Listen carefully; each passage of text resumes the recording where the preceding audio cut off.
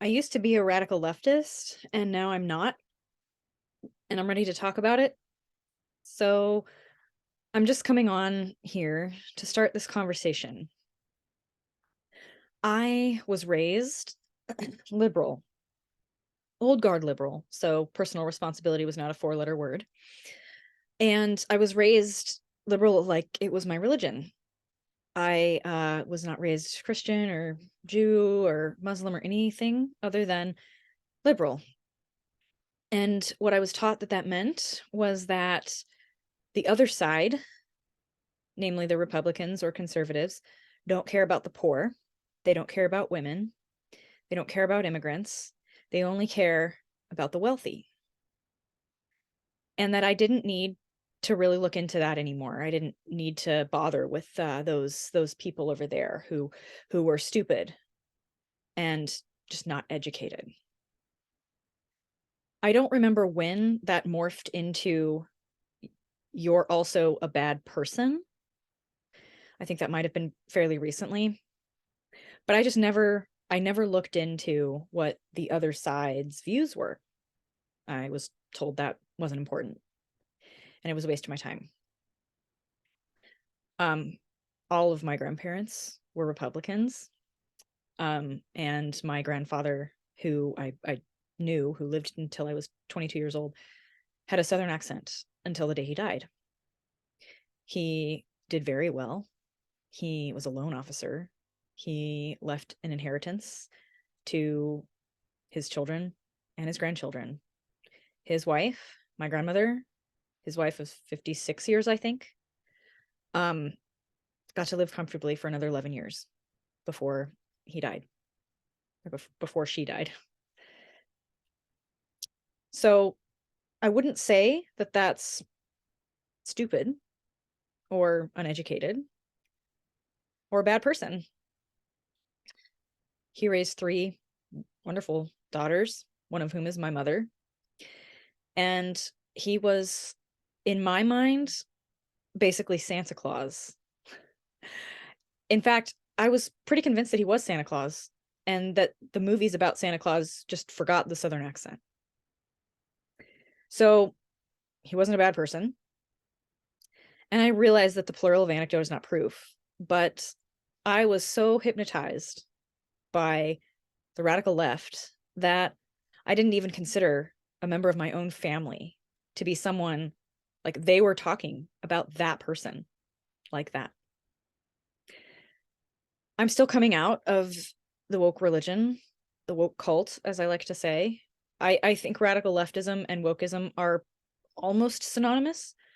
I'm going to go into that in a later video, but and I don't use the word cult cutely. I think it legitimately is. So I'm also not sure what's going to get me canceled on this platform. So I've gotten my first taste of being silenced for speaking the truth. So we'll see how this goes. But this is just an introductory video that I have taken way too long to make. So I'm not going to share, the whole thing. Oh, I was born one snowy, actually it was 75 degrees, the February 26th that I was born, the only February 26th. But I was on the radical left, the far left, for 34 years. And I didn't believe there was a far left. I believed there was only the far right. And I believed the only right was the far right.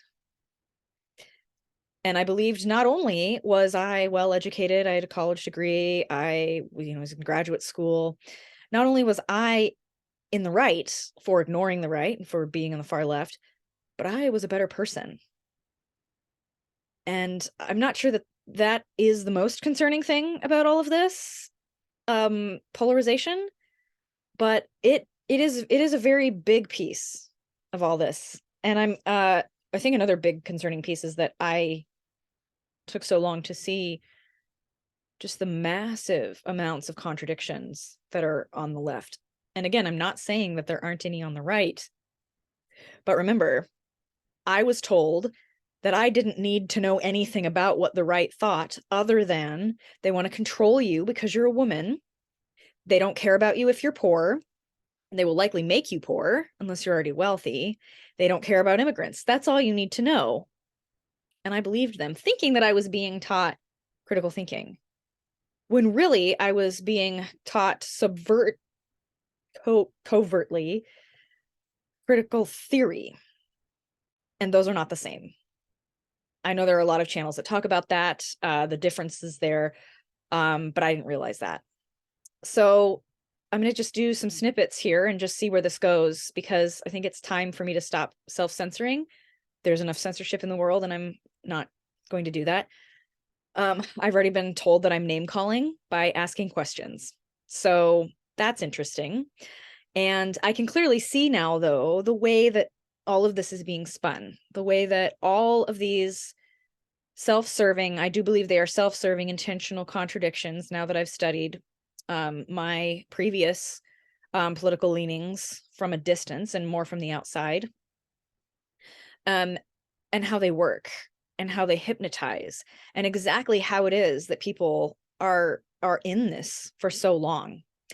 I've been asked when I share that I used to be a radical leftist and am now very much conservative. And I was also a Christian for as long as I was a radical leftist, which is another thing that baffles people, kind of baffles me.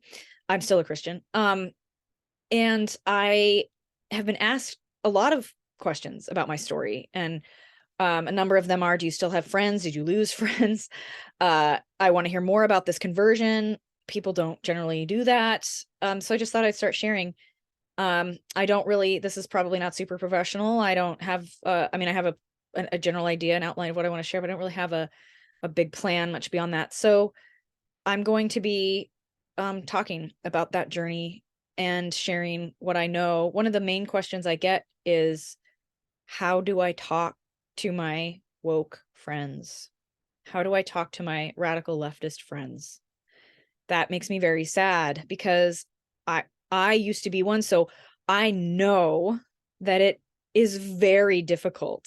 It is so difficult to talk to radical leftists. And I think I know why. And I'm going to talk about that as well. So hopefully I'll be on here long enough to share some of my story. I'm also going to post the links below this video of my other channels that I'm starting as backup. So, because apparently being canceled off of the major big tech platforms is considered a badge of honor. I mean, I think we all know that the censorship is rampant. I think the radical leftists will point the finger in different places than the right.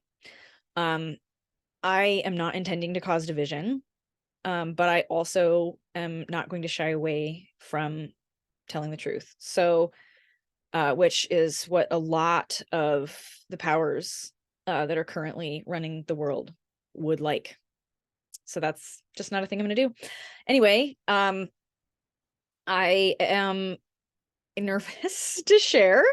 I'm not a flashy, fancy YouTuber at all, and I am not sure where this is going to go, but I wanted to get these out because I think it's really important that these questions start to get answered. It's very concerning when the people that you've known for 10, 15, 20 years are all of a sudden impossible to talk to, whether it's your children or your best closest friends, or people who you just you knew had your back and you knew trusted you. That's the main thing I'm concerned about, is the massive relational impact of these ideologies.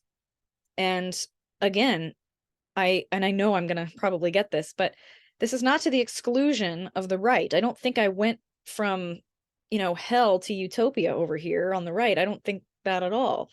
I just had an encounter with the far right that was pretty painful. So I don't think that there is a utopia, but that's my problem. That's one of my problems with the left. There's no such thing as a man-made utopia. So anyway, oh hi, oh hi, Maggie, oh little meows, yeah. Yeah, you're gonna hear me talk to my cats who or they're my housemate's cats. Oh hi, because they're demanding attention right now. Yeah, yeah. Maybe he'll be on camera someday, but not today. He just wants to sleep. Okay, so that's it for now. I could probably ramble on, and there will probably be some more fiery videos. So don't fall for the delusion this is all going to be kittens and moonbeams. But yeah, welcome. And if you have questions, if you have comments, I mean, obviously there's gonna be haters out there no matter what you do, but I would love to hear from people who uh want genuine dialogue from either or all sides. As I go through this, I'm not here to say that I have the right answer, and that if you don't listen to me, you're a bad person or you're immoral or something. So I appreciate dialogue and genuine good faith efforts to make connections with people that we disagree with, is something that I think there needs to be more of an effort of. There are several organizations that are making that effort, and I really appreciate it, because the more division we allow in our society, um, the less and less healthy and the less and less safe and the less and less able all of us will be to thrive. So that's it for today's Mondays with Megan, and I will see you all next time. Happy New Year, and may it continue to be happy and genuinely peaceful when it can be, and respectful and civil when it cannot.